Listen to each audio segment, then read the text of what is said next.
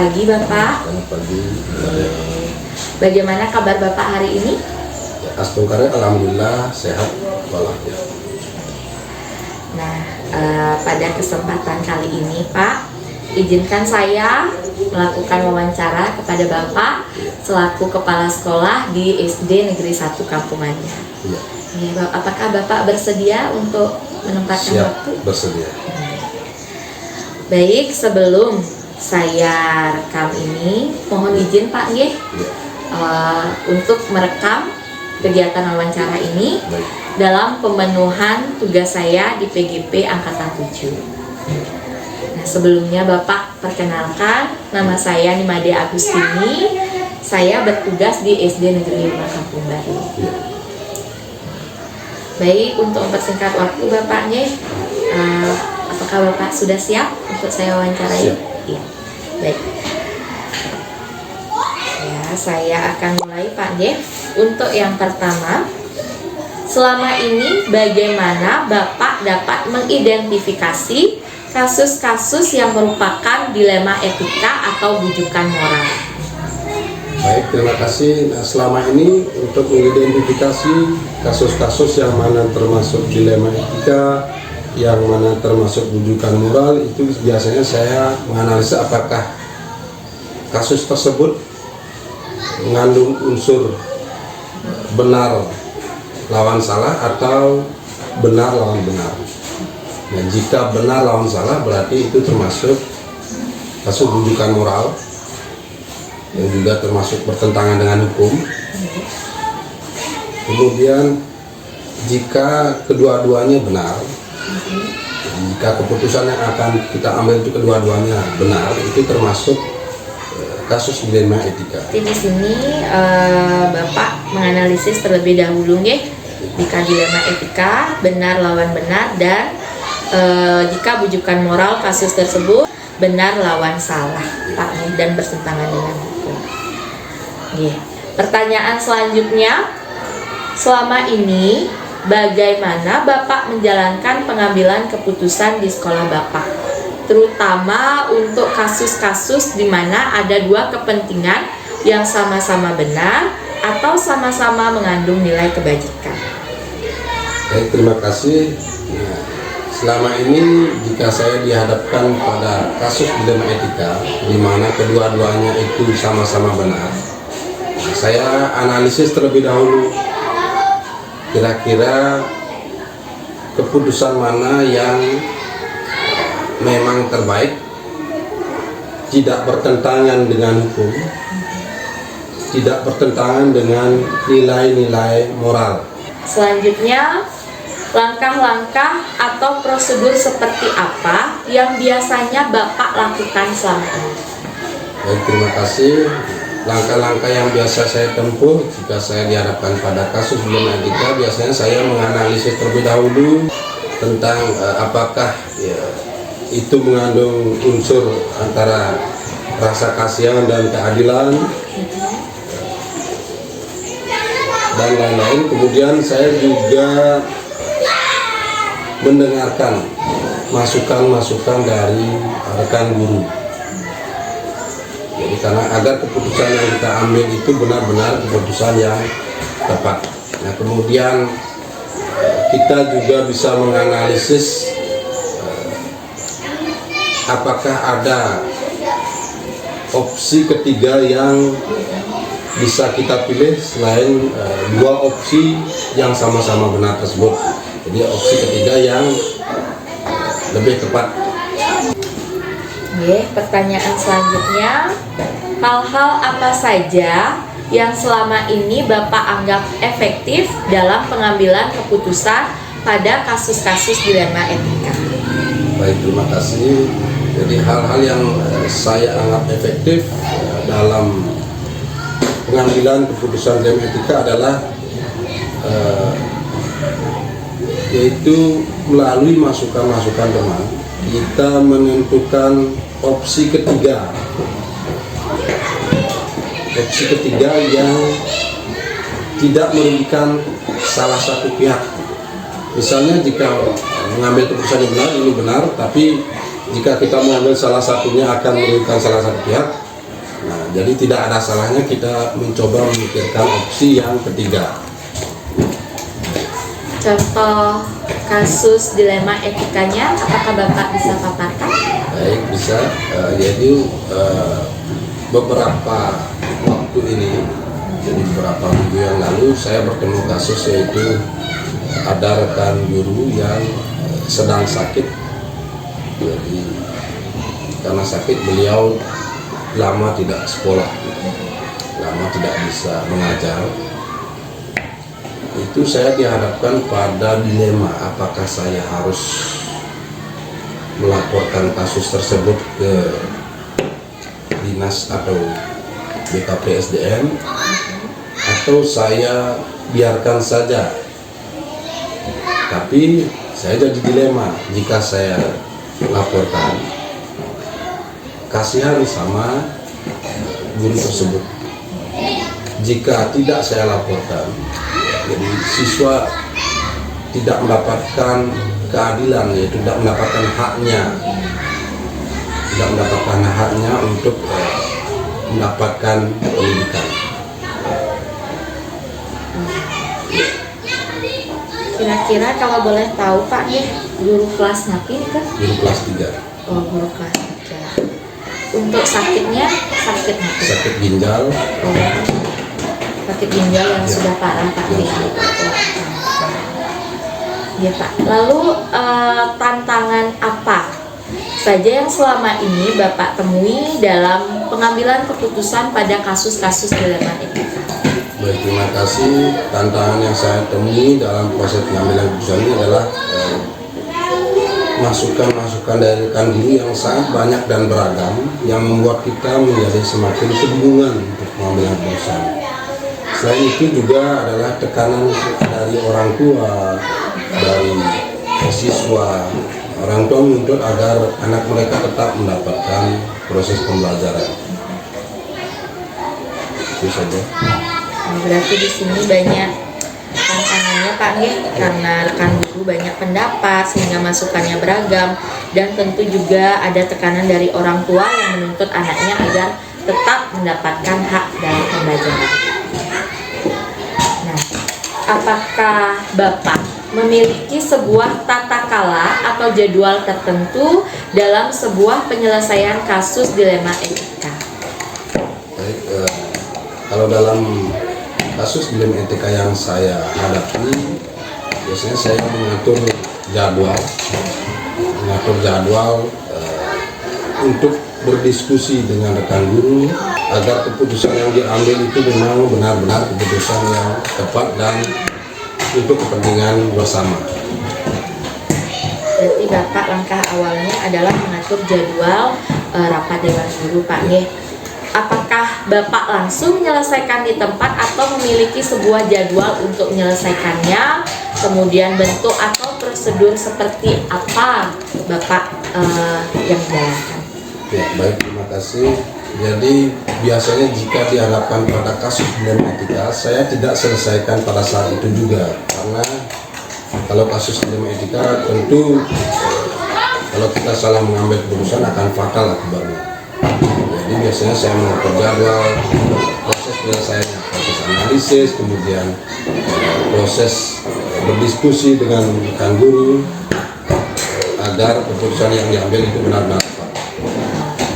Berarti tidak langsung diputuskan saat itu juga Pak Nggih, melalui rapat dewan guru, kemudian dianalisis dari sekian pendapat itu sehingga mendapatkan pengambilan keputusan itu.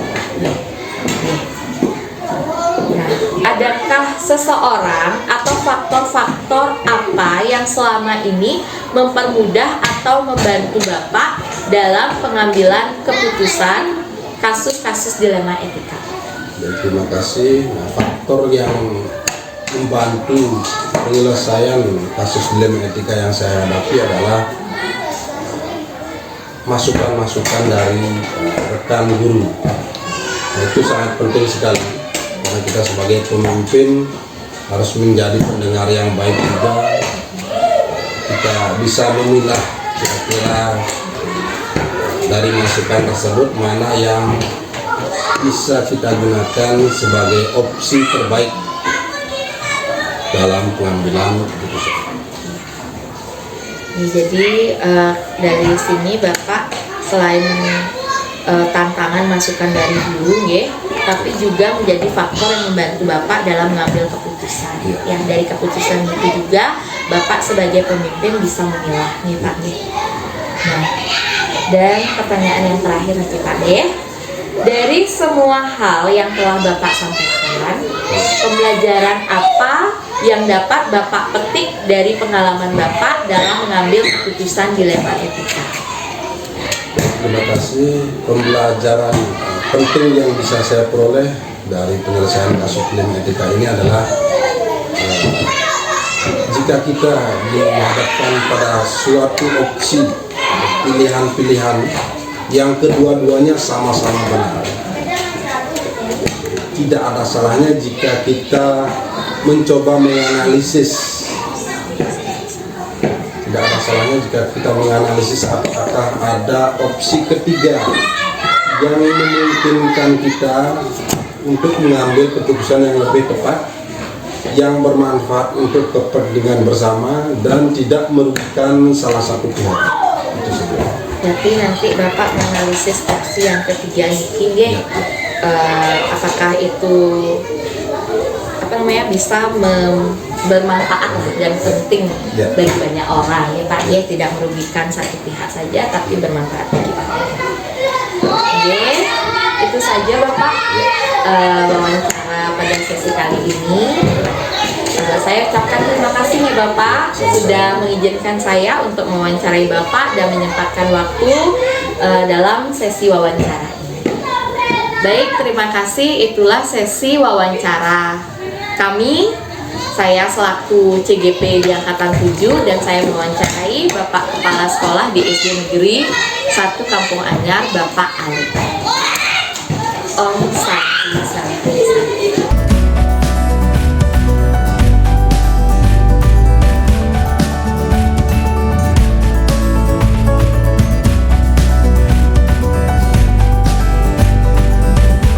Selamat siang Bapak. Selamat siang. Bagaimana kabar Bapak hari ini? Asdokare, sehat, baik. Sehat selalu ya Pak. Nah, di kesempatan kali ini saya minta waktu Bapak. Boleh Bapak? Boleh. Saya minta waktu Bapak untuk sesi wawancara pada kali ini. Lanjut.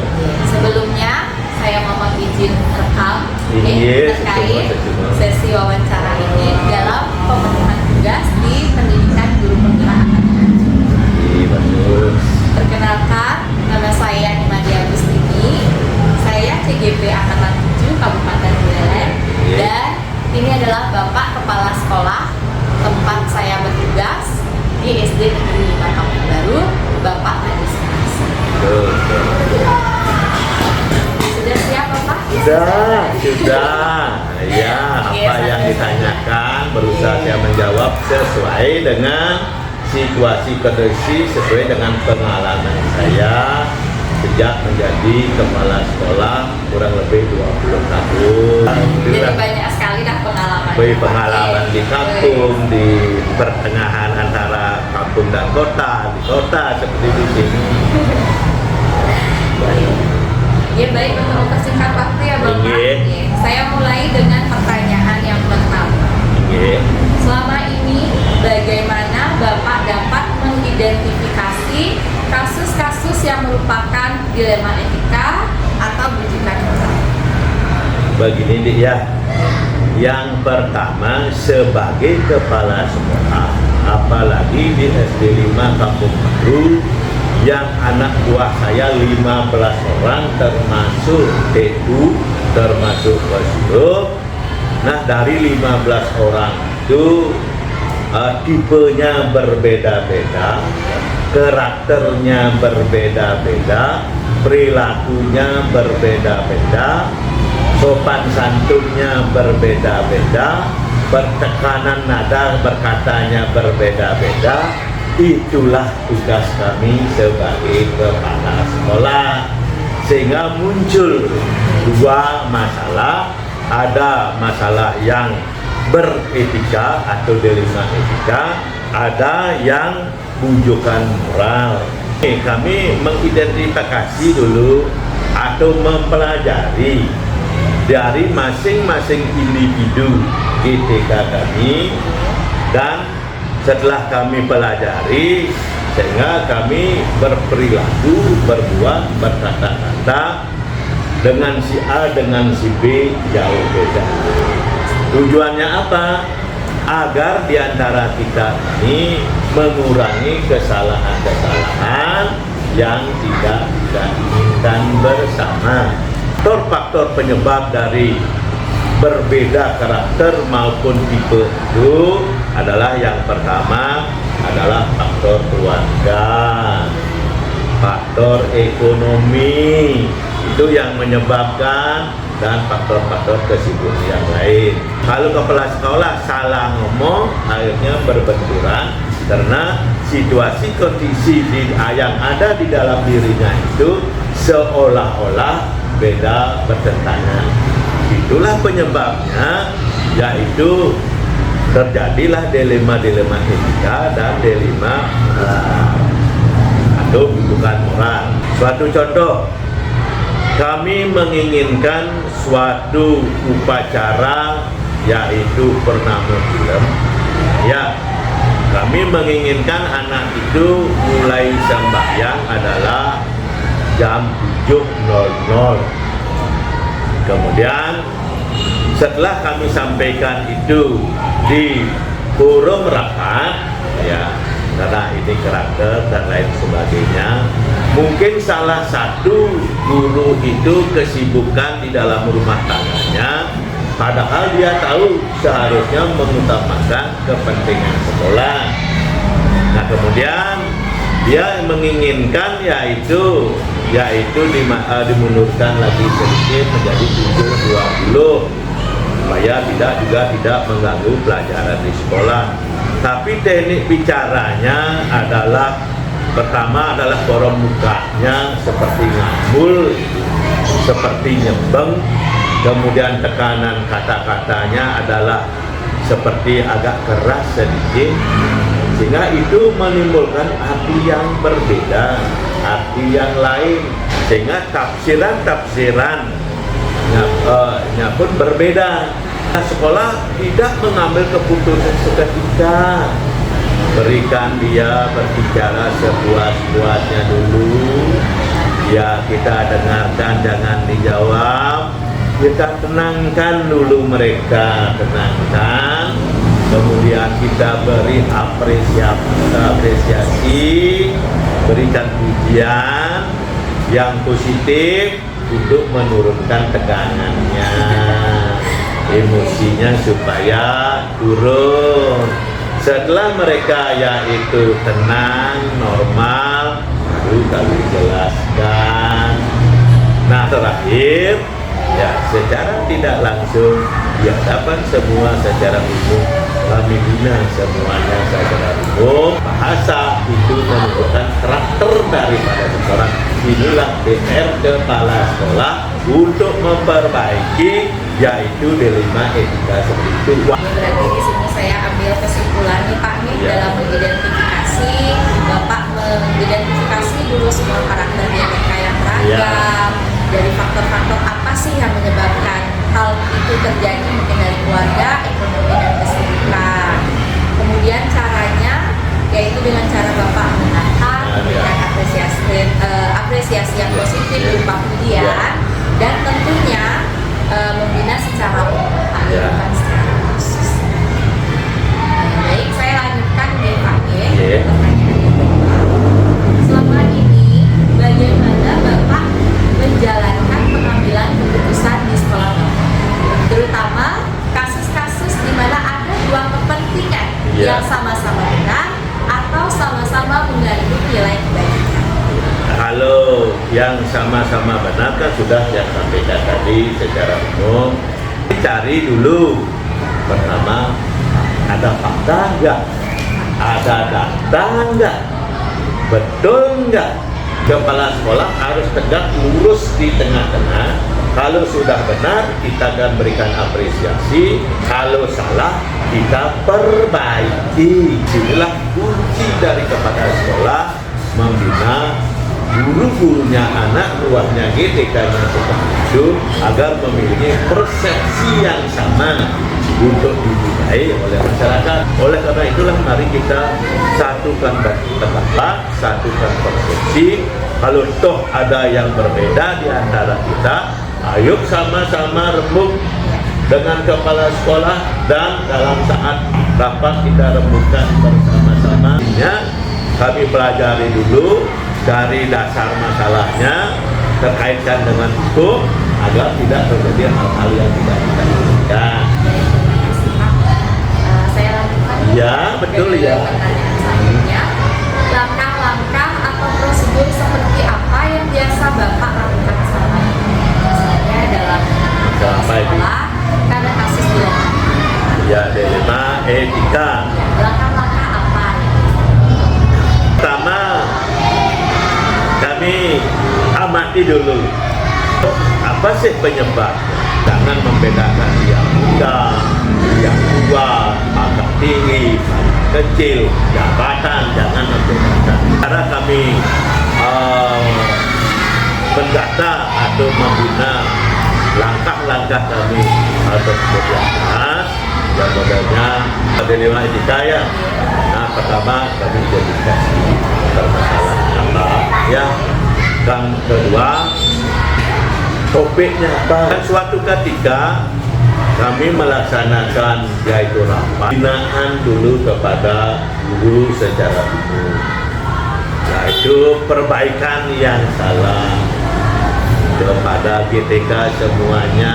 Toh juga tidak bisa terus nyelek-nyelekkan hasil ini, otomatis kami formal terkait dengan SUP. Terakhir berbicara SOP. Iya, saya berbicara SUP. Saya lanjutkan nih Pak B. Hal-hal apa saja yang selama ini Bapak anggap efektif dalam pengambilan keputusan pada kasus-kasus dilema etika? Yang paling efektif kami laksanakan dalam kasus-kasus etika ya, yang paling efektif hasil evaluasi kami yaitu monitoring secara lisan guru-guru dari A sampai Z. Lalu apa saja yang selama ini merupakan tantangan Bapak dalam pengambilan keputusan pada kasus-kasus dilema etika? Bisakah Bapak memaparkan salah satu contoh saja kasus dilema etika? Begini ya, masalah kasus dilema ada faktor ya, karena kami punya guru yaitu kita juga tidak menginginkan seperti itu, suaminya sudah tidak ada, orang tuanya sudah tidak ada, punya anak satu dan tidak normal, berapa dia masih sakit. Kemudian mereka bekerja sendiri, menanggung segala-galanya, sehingga dia ngamati dari gajinya bulan sedikit lagi, tempat rumahnya jauh dan tempatnya jauh. Nah kemudian berdasarkan itu dia juga sudah maksimal bekerjanya, tapi apa boleh buat. Kemudian di rumah anaknya nuntut itu buatan itu dia menghabiskan waktu yang perlu seringnya minta izin kepada kepala sekolah, dan kepala sekolah kalau sering juga menimbulkan tanda tanya nanti. Lalu diketahui oleh teman-teman semua, nanti tidak menyadari hal seperti itu, ya adik-adik, adik saya dadi, itu masalah ada kecemburuan. Jadi tantangan Bapak. Ya itu dah tantangan. Sampai sekarang ada tantangan. Maklum saja gurunya semua menyadari kalau itu ada nyemprot kepala sekolah, semprot kepala sekolah, dan nyalakan juga karena mereka tidak memahami situasi kondisi seperti itu. Kalau dia mau seperti itu, Kalau mau seperti itu monggo, kalau tetap saran dari kepala sekolah tetap Iragam memberikan kesadaran bagi teman-teman. Walaupun bagaimana ada yang lapor dengan kami tentang hal seperti itu, dan yang melapor itu pun kami turunkan tegangannya dulu.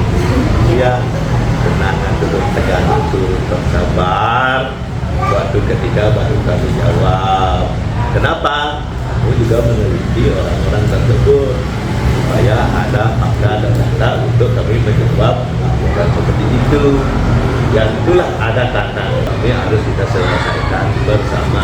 Berarti saya simpulkan di sini, jadi tantangan Bapak yang hadapi itu adalah memahami berbagai karakter guru, masukan-masukan guru yang beragam, Ya. kemudian seringnya nantinya Bapak bisa memberikan kesadaran yang diselesaikan secara bersama. Ya bersama, ya kekeluargaan. Saya lanjutkan nih Pak Nge. Ya, ya. Apakah Bapak memiliki sebuah tata kala atau jadwal tertentu dalam sebuah penyelesaian kasus dilema etika?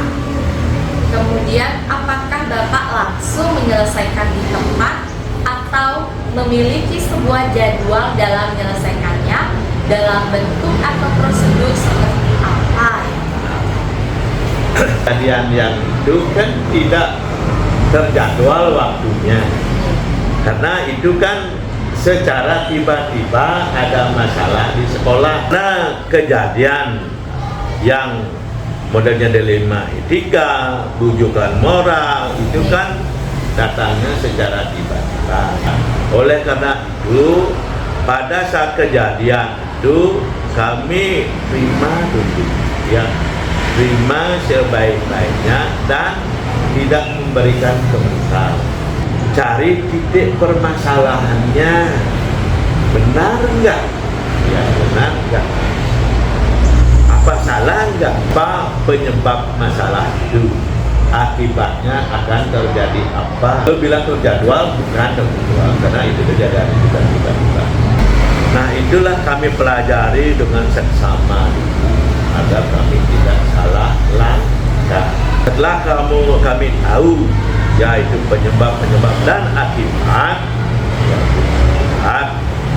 kalau itu fatal, kami panggil sekelompok yang bermasalah, yang diajak masalah.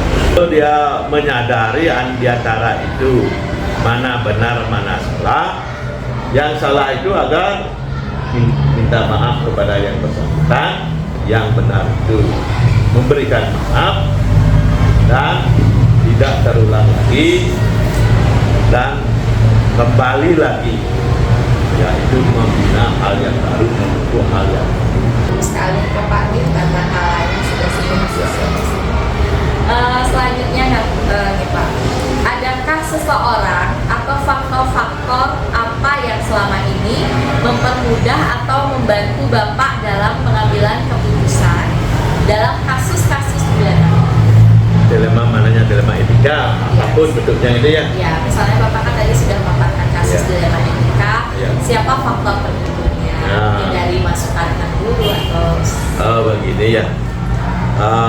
Faktor-faktor penyelesaian masalah dilema etika maupun bujukan moral ya. Nah seperti tadi kami katakan, walaupun kepala sekolah banyak juga kekurangannya. Yang pertama,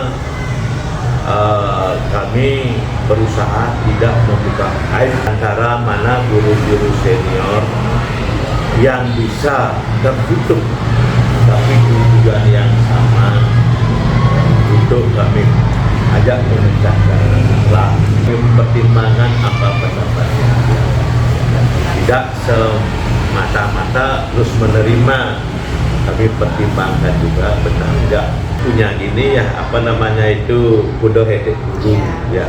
Dari sana kami bertemu dulu, lalu menyimpang dengan itu, lalu kami artinya berikan pembinaan berdasarkan apa mengatakan seperti ini. Sebenarnya sudah hetek dulu ini bertentangan dengan ini, sehingga secara tidak langsung kita terbaik ya saja dia saja harga boleh aja negosiasi. Baik, pertanyaan yang terakhir ya Bapak. Dari semua hal yang telah Bapak sampaikan, pembelajaran apa yang Bapak bisa petik dari pengalaman Bapak dalam mengambil keputusan dilema etika? Pembelajaran yang saya dapat petik dari dilema etika maupun hubungan moral, kami satu mendewasakan, yaitu guru yang bermasalah walaupun dia sudah guru, yaitu belum guru yang sejati, belum guru sejana. Nanti apa? Lama tahun mereka itu semua guru rasanya ingin meningkatkan profesionalnya, ya kan, akan juga menjadi contoh untuk menjadi kepala sekolah, menjadi panutan di masyarakat maupun di sekolah, menjadi guru yang sejati. Ya, itu harapan kami. Makanya kalau sudah jadi guru yang sujana, ya luar biasa. Dan kita juga yang lihat juga semua guru sekarang kan yang sedikit berbeda, tapi guru bekerja sebaik-baiknya. Saya simpulkan nih Pak, nih pembelajaran dari pengalaman yang sudah Bapak alami 20 tahun Pak ya. Jadi pembelajaran yang Bapak bisa petik adalah mendewasakan guru yang bermasalah, utamanya ya, yang berada di luar kode etik guru. Kemudian pembelajaran yang Bapak inginkan adalah menjadikan seorang guru anak buah Bapak, menjadikan panutan dan pemimpin pembelajaran yang berguna di lingkungan keluarga, sekolah, dan masyarakat. Dan terakhir tentu akan menjadikan guru yang sejati untuk citra model sekolah. Sudah. Terima kasih ya Bapak untuk sesi wawancara kali ini. Terima kasih sudah menyempatkan waktunya. Saya akhiri dengan selamat siang, Om Santi Santi Santi.